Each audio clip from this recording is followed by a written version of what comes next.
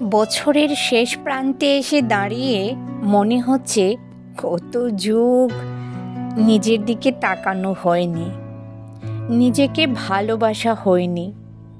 সময় ঠিক পেরিয়ে যাচ্ছে ভালো সময়টুকুর অপেক্ষায়। আমরা শুধু ভালো সময়টুকুর জন্য অপেক্ষা করেই কাটিয়ে দিই। সময় পেরিয়ে যায় ঠিকই, কিন্তু সেই ভালো সময়টুকুর দেখা আর মেলে না।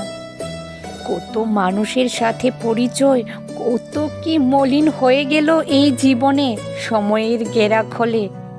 ছোটবেলায় বিকেলে খেলার সাথীরা, যাদের সাথে একদিন দেখা না হলে মন ভারাক্রান্ত হয়ে পড়তো, আজ 2টি যুগ পেরিয়ে গেলেও তাদের সঙ্গে আর যোগাযোগ নেই।